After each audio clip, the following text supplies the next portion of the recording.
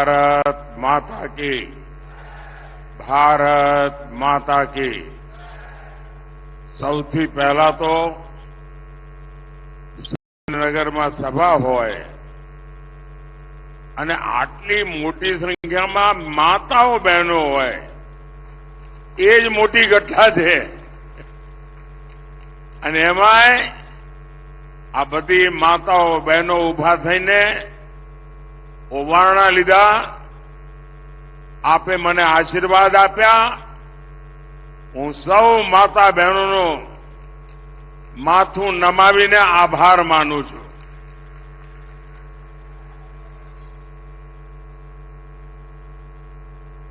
આપણું સુરેન્દ્રનગર મજામાં ને? હાગડે ઠઠ ને બધું? હા, આમ જોરમાં તો લાગો છો બધા।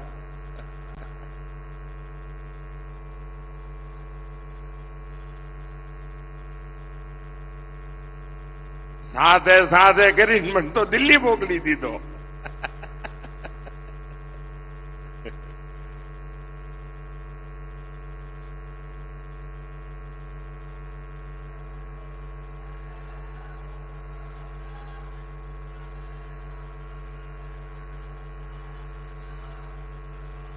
एक बार जनरल करियप्पा, જે દુનિયામાં મોટું નામ હતું, ભારતની સેનાના વડા હતા, ડગલે ને પગલે લોકો એમને સલામી કરતા હોય, સન્માન કરતા હોય, પણ એકવાર એમના ગામમાં કર્ણાટકામાં એમને બોલાવીને એમનું સન્માન કર્યું। અને એ વખતે એમણે કહ્યું, ભાઈ દુનિયામાં ગમે તેટલી વાહવાહી થતી હોય એ બધું તો હોય, પણ જયારે ઘર આંગણે જઈએ ને થાય ને ત્યારે જોમ જુદું હોય છે। આજે હું અનુભવ કરું છું, ગઈકાલથી હું આવ્યો છું, જે રીતે ગુજરાત આખું ઓવારણા લઈ રહ્યું છે, ગુજરાત જે રીતે પ્રેમ વરસાવી રહ્યું છે, ભાઈઓ બહેનો, હું ગુજરાતનું ઋણ ક્યારેય ન ભૂલી શકું। અને મારી શાસકીય કારકિર્દી જે છે એ સૌરાષ્ટ્રથી શરૂ થઈ। મને પહેલી વાર એમએલએ સૌરાષ્ટ્રે બનાવ્યો અને આ ગુજરાતે મને એવું પાકું ઘડતર કર્યું છે ને સાહેબ, તમે ટપલા મારીને ક્યાંય કાચો પડું છું? બોલો, ક્યાંય કાચો પડ્યો છું? ક્યાંય ઊણો ઉતર્યો છું? તમારું માથું ઊંચું ન થાય એવું કર્યું છે કે નથી કર્યું? છાતી તમારી 56 ની થાય એમ કર્યું છે કે નથી કર્યું? પણ એનું કારણ મોદી નથી હો, એનું કારણ તમારા આશીર્વાદ છે, એનું કારણ તમારા પ્રેમ છે। અને ભાઈઓ બહેનો, આપણે નાનું વિચારતા નથી, નાનું કરતા નથી। સ્ટેચ્યુ બનાવ્યું તો દુનિયાનું મોટામાં મોટું, સ્ટેડિયમ બનાવ્યું તો દુનિયામાં મોટામાં મોટું, એટલે કાચું કઈ કરવાનું જ નહીં। અને હવે 25 વર્ષનું લક્ષ્ય લઈને આપણે નીકળ્યા છીએ અને વિકસિત ભારત, જ્યારે ભારતની આઝાદીના 100 વર્ષ થાય ત્યારે હિન્દુસ્તાન દુનિયામાં વિકસિત દેશ હોય। અને દુનિયામાં ભારત વિકસિત દેશ હોય એનો અર્થ કે આપણા ગુજરાતે તો 5 વર્ષ વહેલા વિકસિત થવું પડે ભાઈ। એટલે ભૂપેન્દ્રભાઈના નેતૃત્વમાં આપણે તેજ ગતિથી વિકસિત ગુજરાત, વિકસિત ભારત માટે બનાવવું છે। અને એના માટે ચાહે દિલ્હી હોય કે ગાંધીનગર, આપણે સાથે મળીને 140 કરોડ દેશવાસીઓના સપના પૂરા કરવા છે। પણ એના માટે તમારે મોદીને કાયમ મજબૂત કરવો જ પડે હો. ખરું કે નહીં? પેલી દીકરી ફોટો લઈને આવી બેઠા બેઠા થાકી જઈ. મેં જોઈ લીધો. હા, શાબાશ. શાંતિથી સાંભળ બેટા, આપણા ઘરની જ વાત છે.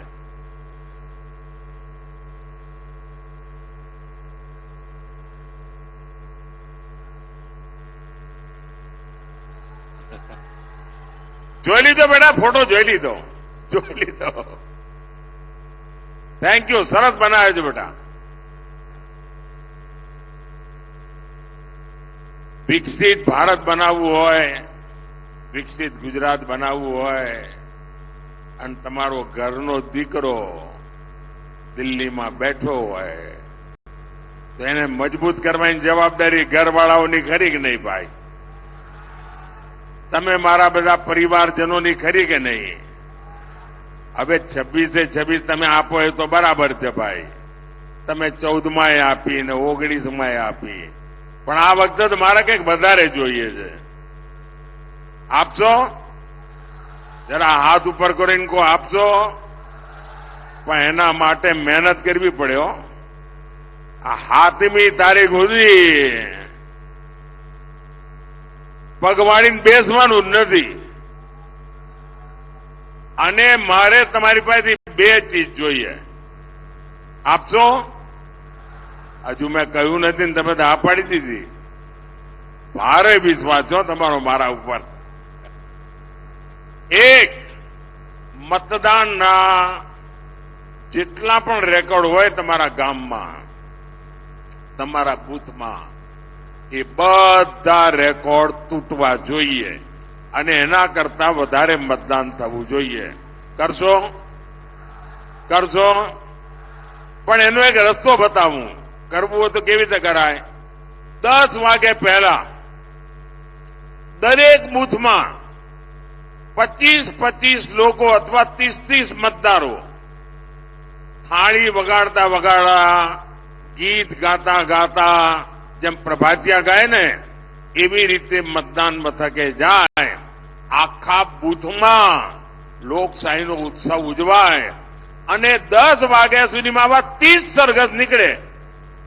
ઓછામાં ઓછા 30 સરઘસ, દરેકમાં 30 મતદાર, અને જઈને આપણે મત આપીએ તો તમે જોઈ લેજો બાપુડી, એ પાકે પાયે તમારું મતદાનના રેકોર્ડ તૂટી જાય. બીજું કામ, આપણે આ વખતે બધા પોલિંગ બૂથ જીતવા છે ભાઈ. એકે પોલિંગ બૂથ હારવાનું જ નહીં. એકે પોલિંગ બૂથમાં ભાજપનો ઝંડો ઝૂકવા ના જોઈએ. મંજૂર કરશો બધા? હોય 100%. આમ તો મને ગુજરાત ઉપર એવો ભરોસો ભાઈ, એ પાછી પાની કરે જ નહીં. साथियों, जब मैं गुजरात में था, आपकी सेवा में जुटा था, तब हमेशा आपके पास आकर के मैं गुजरात में क्या कर रहा हूं, सरकार क्या काम कर रही है, कैसे कर रही है, उसका रिपोर्ट कार्ड मैं हमेशा देता था. और वो आदत अभी भी गई नहीं है. और आज आपका ये बेटा, गुजरात का संतान, आपका सामने अपना 10 साल का रिपोर्ट कार्ड देने के लिए गुजरात आया है.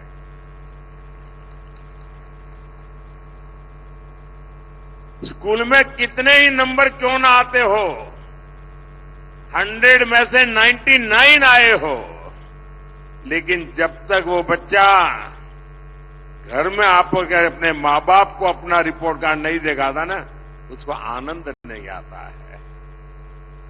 तो मैं भी, जिन्होंने मुझे जन्म दिया, जिन्होंने मुझे जीवन दिया, ऐसे मेरे गुजरात के लोगों के आगे एक बालक की तरह अपना रिपोर्ट कार्ड दे करके आपके आशीर्वाद लेने आया हूं, आपकी शाबाशी लेने के लिए आया हूं. आप याद करिए 10 साल पहले हमारा देश लाखों करोड़ के घोटाले में शर्मसार था। कोई दिन ऐसा नहीं था कि जहां घोटाले की खबरें अखबार में हेडलाइन न हो।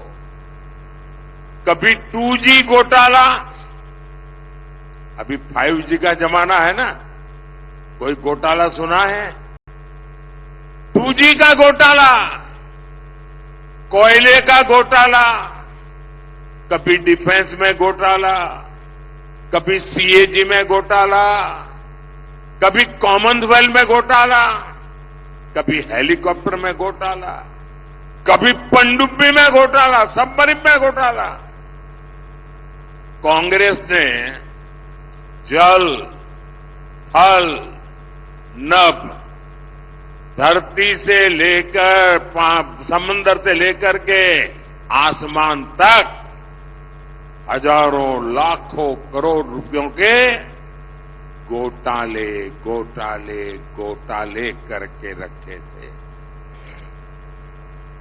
ऐसी विकट परिस्थिति में आपने मुझे वहां भेजा। आप मुझे बताइए, आपके इस बेटे के लिए आपको गर्व होता हो कि नहीं? 10 साल में एक भी घोटाले की खबर सुनी है क्या? एक भी घोटाले की खबर सुनी है क्या? जरा आप लोग जवाब देंगे तो मुझे पता चलेगा कि मेरे परिवारजनों को एक भी घोटाले की खबर सुनी है क्या? मोदी पर एक भी घोटाला चिपका है क्या? ये आपके बेटे का रिपोर्ट कार्ड सुनकर के आपको गर्व होता है कि नहीं होता है? जरा पूरी ताकत से मुझे आशीर्वाद चाहिए। आपको गर्व होता है कि नहीं होता है? आपको गर्व होता है कि नहीं होता है? साथियों, 10 साल पहले देश की सरकार से गरीब का भरोसा उठ गया था। कांग्रेस सरकार खुद को माई बाप समझती थी, उसी के भरोसे जीना और कांग्रेस को गरीब को तरसा तरसा कर मूलभूत सुविधाएं देना, कभी वंचित रखना, कभी लटका के रखना, किसी के सामने किसी दूसरे को दे देना, उनको उसी में आनंद आता था। गरीब को लगता था कि ये सरकार हमारे लिए है ही नहीं। आज देखिए, गरीब आज खुद आगे बढ़कर के इस बेटे पर प्रेम लुटा रहा। पहनने के लिए पूरे कपड़े न हो, 80-90 साल की आयु हो, वो मां जब कहती है कि दिल्ली में मेरा बेटा, दिल्ली में मेरा बेटा बैठा है, मुझे खाने के लिए वो भेजता है, तो बेटे को संतोष होता है कि नहीं होता है? जब गरीब का पेट भरता है तो आपके इस बेटे पर आपको गर्व होगा कि नहीं होगा? साथियों, आज सरकार उनकी चिंता कर रही है। माताएं, बहनें, बेटियां अपना आशीर्वाद देते हुए थकती नहीं है। आपको हमेशा हमेशा गर्व होगा आपके बेटे के इस काम पर।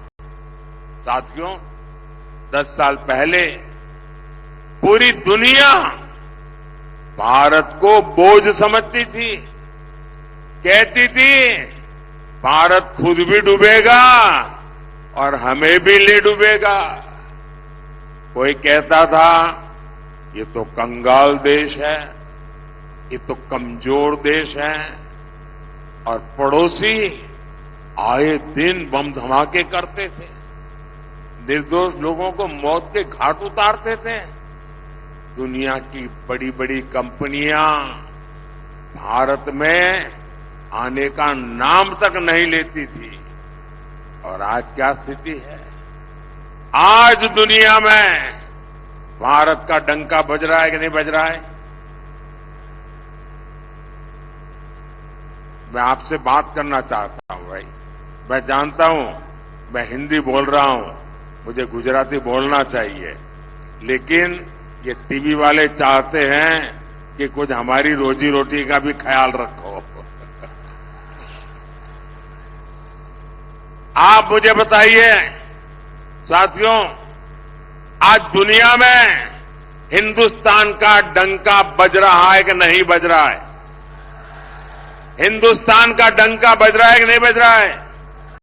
अमेरिका में भी हिंदुस्तान का डंका बज रहा है कि नहीं बज रहा है?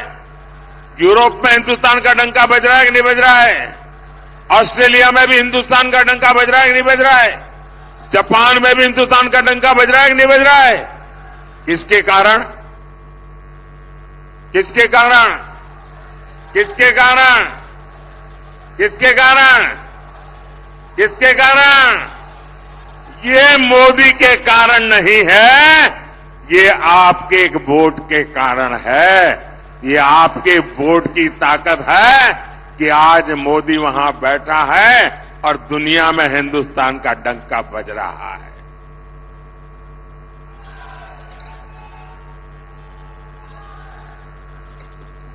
आज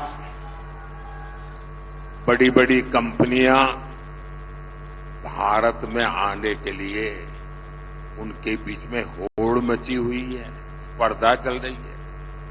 भारत आज आत्मनिर्भर बन रहा है। भारत आज आतंकवादियों को भेजने वाले लोगों को पता है, अब भारत घर में आकर के घुस करके मारता है। और मैं मानता हूं हर गुजराती को गर्व होता होगा। साथियों, 10 साल पहले भारत दुनिया की 11 नंबर की अर्थव्यवस्था थी। दुनिया में हमारा नंबर 11 था। दुनिया भी सोचती थी कि जैसे तैसे भारत की गाड़ी चल रही है, इससे ज्यादा अच्छा ये देश कर ही नहीं सकता है, हो सकता है वो और लुढ़क जाएगा। लेकिन 10 साल पहले आपने अपने बेटे को बिठाया और 10 साल के भीतर भीतर भारत छलांग लगाकर दुनिया की 5 नंबर की अर्थव्यवस्था बन गया। पूरी दुनिया चौंक गई। कोरोना के समय जब बड़े बड़े देशों की अर्थव्यवस्था हिल गई, एक अकेला भारत था जो मजबूती से डटा हुआ था। आपको ये बातें सुन करके गर्व होता होगा कि देश ने एक चाय वाले को, एक गुजराती बेटे को बिठाकर अच्छा काम किया है। साथियों, हार की हताश में कांग्रेस ने देश को, समाज को बांटने का अभियान तेज कर दिया है। अयोध्या में 500 साल के बाद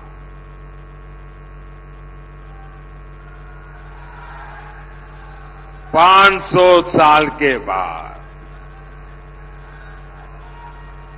हमारे पूर्वजों की आत्मा जहां भी होगी ना, हमें आशीर्वाद देती होगी।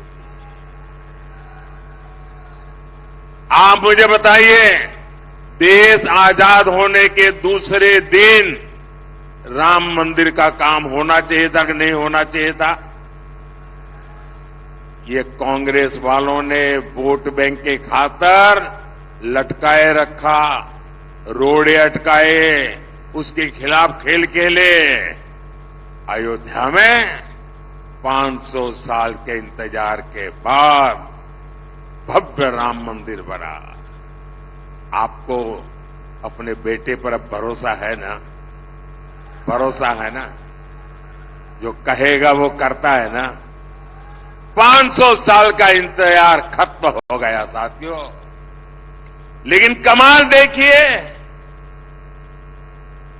राम मंदिर के ट्रस्टियों ने घर जाकर के कांग्रेस के लोगों को निमंत्रण दिया कि आप भी आइए प्राण प्रतिष्ठा में, आपकी पुरानी सारी गलतियां माफ कर देते हैं, आइए हम बुलाते हैं। लेकिन कांग्रेस और उसके चेलों को, चट्टे बट्टे को ये निमंत्रण मंजूर नहीं था। उन्होंने निमंत्रण को ठुकरा दिया, ठुकरा दिया। भाइयों बहनों, राम मंदिर का निमंत्रण ठुकरा देना कितना उचित है मैं समझ नहीं पाता हूं। अब कांग्रेस ने हिंदुओं की आस्था में भी भेद करने का दुस्साहस को शुरू किया है। कांग्रेस के अध्यक्ष श्रीमान मल्लिकार्जुन खड़गे जी, उन्होंने एक बड़ा गंभीर विषय छेड़ा है और उन्होंने कहा है भगवान राम और भगवान शिव, उसके संबंध में बड़ा खतरनाक बयान दिया है। और वे बद-इरादे से दिया गया हुआ स्टेटमेंट है। हिंदू समाज को बांटने के लिए खेल खेला गया है। वो राम भक्तों को और शिव भक्तों में भेद देखते हैं, भेद करते हैं और भेद करके लड़ाना चाहते हैं। हजारों हजारों साल से चली आ रही हमारी महान परंपरा, राम हो, कृष्ण हो, शिव हो, अरे मुगल भी इसे तोड़ नहीं पाए थे मल्लिकार्जुन जी। अब कांग्रेस तोड़ना चाहती है। तुष्टीकरण के लिए कांग्रेस और कितना नीचे जाएगी। और कांग्रेस के लोग सुन लें, जो राम को खत्म करने के लिए निकला था उसका क्या हुआ था। और उनके एक शाहजादे ने महीने भर पहले कह दिया था कि मैं इस देश में शक्ति का विनाश करके रहूंगा। ये शक्ति स्वरूपा मेरी माताएं बहनें बैठी है। हम शक्ति के उपासक हैं। कोई अंबा की उपासना करता है, कोई चामुंडेश्वरी की करता है, कोई चोटीला के पगडंडी पर जाकर के ऊपर जाकर के मां चामुंडेश्वरी का, कभी दुर्गा का, कभी काली का, कभी लक्ष्मी का, कभी सरस्वती का। हम शक्ति की उपासना करते हैं। और शाहजादे ने कह दिया था कि मैं शक्ति का विनाश करूंगा। और जो शक्ति की उपासना करने वाले लोग हैं, क्या वो शक्ति का विनाश करने वालों को कभी स्वीकार कर सकते हैं क्या? जो शिव और राम को लड़ाने की बात करते हैं, वो कभी स्वीकार कर सकते हैं जी? हम तो वो लोग हैं जिन्होंने शिव जी के सामने कमल पूजा करके अपने सिर काट करके रख दिए थे जी। ये क्या कर रहे हैं लोग? साथियों, कांग्रेस हमेशा से रॉन्ग डिलीवरी वाली पार्टी है। देश को आजादी दिलानी थी, लेकिन उन्होंने बंटवारा कर दिया।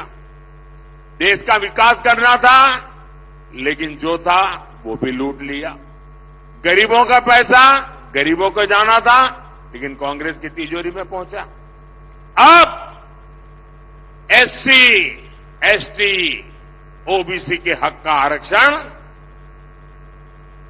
हमारे दलित, हमारे आदिवासी, हमारे बख्शीपंथ के भाई बहन, उनको जो आरक्षण मिला है, जो बाबा साहब आंबेडकर ने दिया है, जो भारत के संविधान ने दिया है, ये आरक्षण भी अब एससी, एसटी, ओबीसी से लेकर के धर्म के आधार पर मुसलमानों को डिलीवर करना चाहते हैं।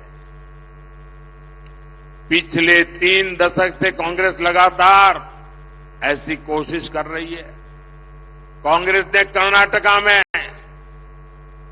रातों रात एक फतवा निकाला, एक पेपर निकाला, थप्पा मार दिया और कह दिया कि कर्नाटका में जितने भी मुसलमान हैं वो सबके सब ओबीसी है। हुआ क्या? ओबीसी कोटा में जो आरक्षण था उसमें से बहुत बड़ा डाका डाल दिया, लूट लिया और ओबीसी का आरक्षण उधर चला गया। ये खेल खेलते जी। और इस बार कांग्रेस का मैनिफेस्टो, घोषणा पत्र, उसमें अगर आप देखेंगे पहली नजर में ही लगता है कि उनके मैनिफेस्टो पर मुस्लिम लीग की छाप है। कांग्रेस का पंजा नहीं है, उस पर मुस्लिम लीग का पंजा है। साथियों, जब से मैंने एससी, एसटी, ओबीसी के खिलाफ कांग्रेस की सच्चाई को देश के सामने रखा है, कांग्रेस संतुलन खो चुकी है, बौखला गई है। कांग्रेस झूठ पर झूठ बोले जा रही है और इसलिए मैं भी कांग्रेस को 3 चुनौतियां दे रहा। હું 3 પડકાર ફેંકું છું કોંગ્રેસ સામે। મારા 3 પડકાર છે અને શાહજાદામાં હિંમત હોય, કોંગ્રેસમાં હિંમત હોય, એમના ચટ્ટા બટ્ટાઓમાં हिम्मत હોય तो एक चाय वाले का बेटा मुकाबला करने के तैयार है। मारो पहलो પડકાર कांग्रेस લખીને બાંયધરી આપે કે એ ભારતના બંધારણમાં કોઈ છેડછાડ નહીં કરે, ભારતના બંધારણને નહીં બદલે।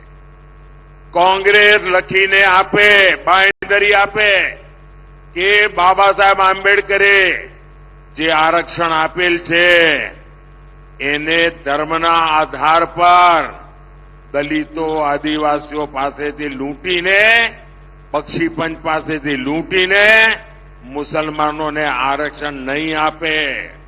અને મારો ત્રીજો પડકાર છે कांग्रेस લેખિતમાં બાંયધરી આપે કે એ દલિતોને, આદિવાસીઓને, બક્ષીપંચ સમાજ, ઓબીસીને જે આરક્ષણ મળ્યું છે તે, સામાન્ય સમાજના ગરીબોને જે આરક્ષણ મળ્યું છે તે, એમાંથી ક્યારે ઝૂંટવી લેવાનો પ્રયાસ નહીં કરે।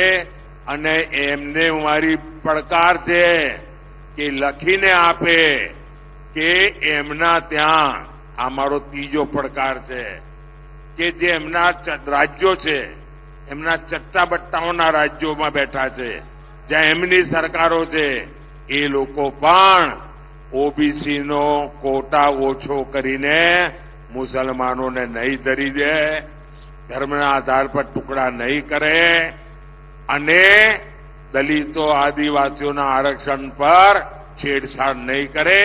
આ મારા 3 પડકારો આ કોંગ્રેસના શાહજાદાને અને એમના બધા મળતિયાઓનો છે।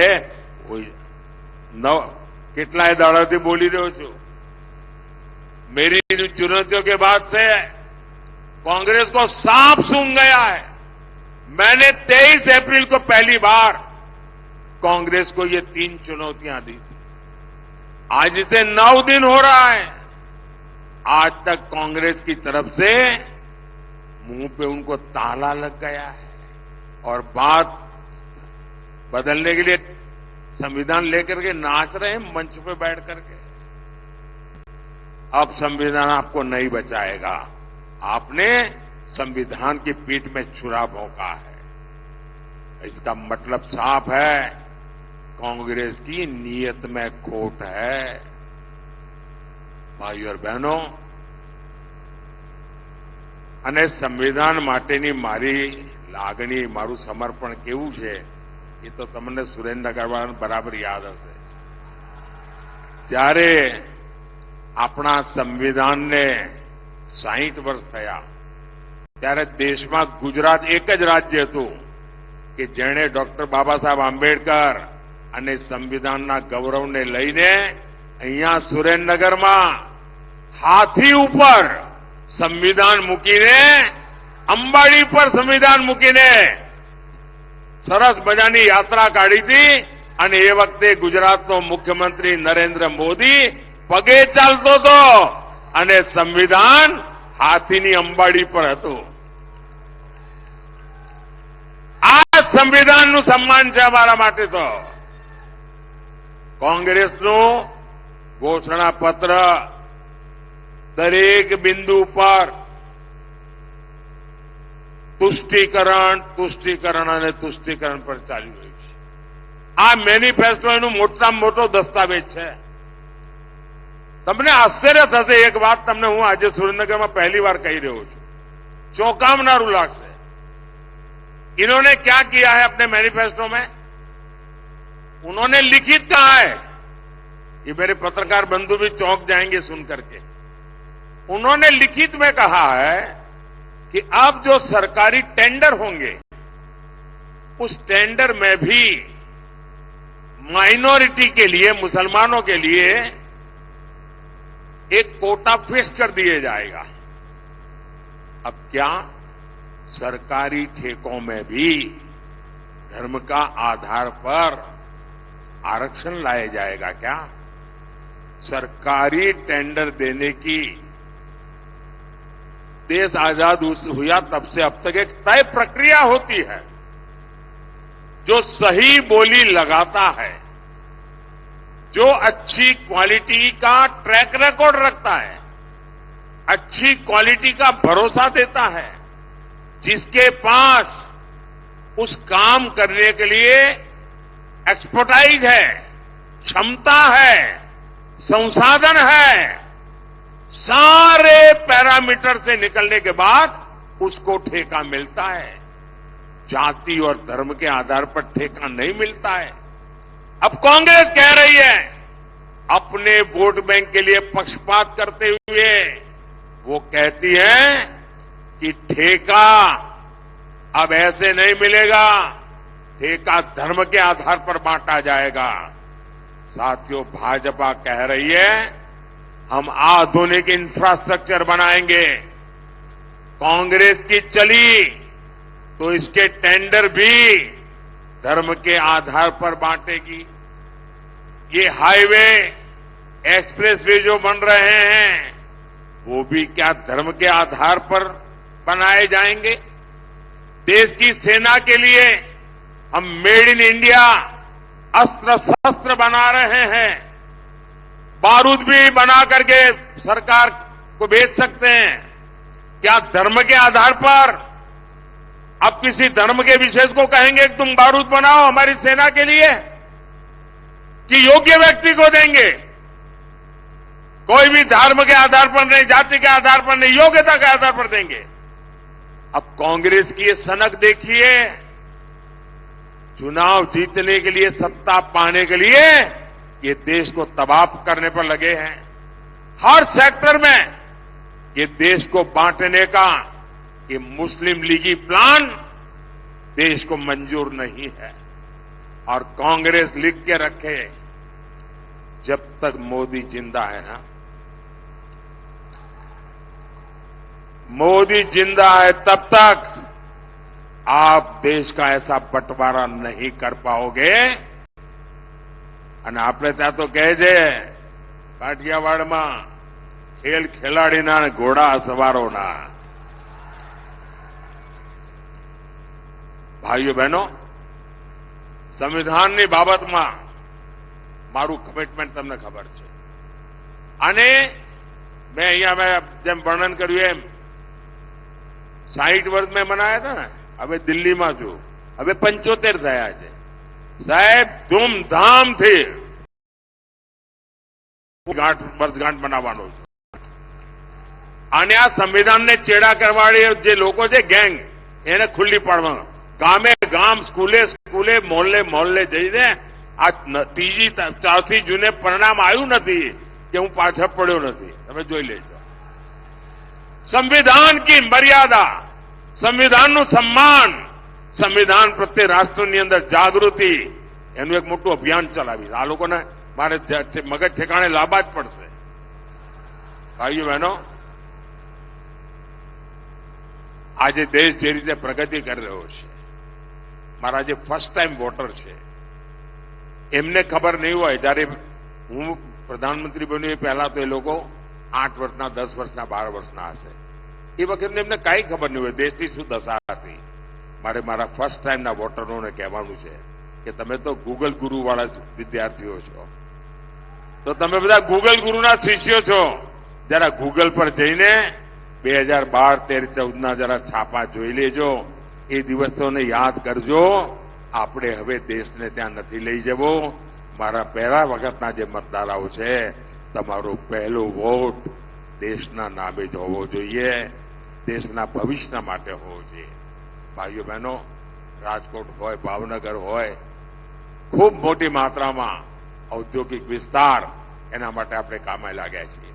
ભૂપેન્દ્રભાઈએ કહ્યું એમ, સેમી કન્ડક્ટર દુનિયાના 4-5 દેશો વચ્ચે એ મોટું કામ અહીં તમારા પડોશમાં આવી રહ્યું છે. ભાઈઓ, તમારા માટે તો જય જયકાર છે. ઇન્ટરનેશનલ એરપોર્ટ તમારા તો ઘર આંગણે બની ગયું. ભાઈ, તમારે તો જય જયકાર છે. હવે તો ઇલેક્ટ્રિક વેહિકલનો જમાનો છે. અને તમને ખબર છે મોદી સાહેબે શું વિચાર્યું છે? આપણા નરેન્દ્રભાઈ પીએમ સૂર્યઘર, પીએમ સૂર્યઘરમાં મારી યોજના છે, તમારું ઘરનું વીજળીનું બિલ 0, મફત, કાના માતા વગરનું મફત. સૂર્યઘર યોજનાથી સોલાર પેનલ લાગશે, તમે વીજળી પેદા કરશો. એટલું જ નહીં, જે વધારાની વીજળી છે એ સરકાર પોતે ખરીદી લેશે. એટલે તમારા ઘરમાં વીજળી તમે હવે આજે બિલ આપો છો ને, હવે તમે વીજળી વેચીને કમાણી કરી શકશો. આ તમારા નરેન્દ્રભાઈ આપવાના છે. એટલું જ નહીં, આજે તમે ગાડીઓ ચલાવો છો ને, પેટ્રોલ ડીઝલનો ખર્ચો કરો છો, સાહેબ એ પણ મારે 0 કરી દેવાનું છે. મફતમાં તમારી પેટ્રોલ ડીઝલની ગાડીઓ તમારી ચાલે, મફતમાં, મફત, કાના માતા વગરનું.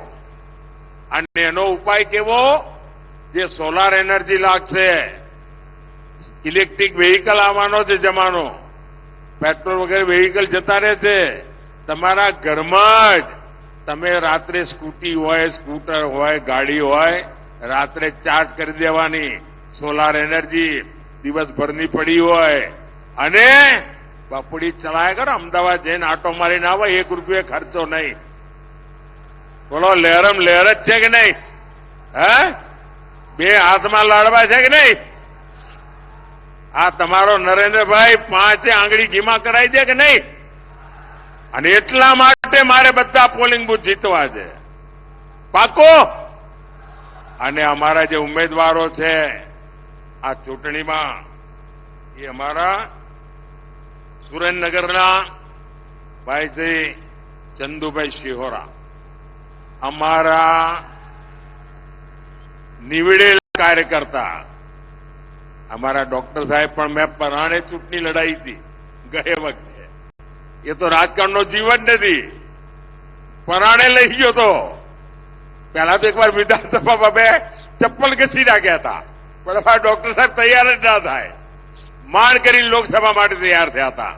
અને હવે અમારા ચંદુભાઈ આપણા ઉમેદવાર બન્યા છે. ભાવનગરમાં અમારા નીમુબેન બામણિયા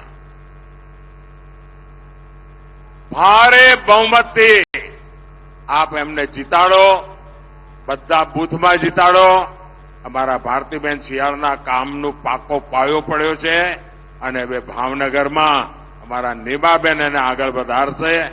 આપણે બધા બૂથ જીતવા છે અને જીતીને બતાવો. બોલો, ભારત માતા કી, ભારત માતા કી, ભારત માતા કી. बहुत बहुत धन्यवाद.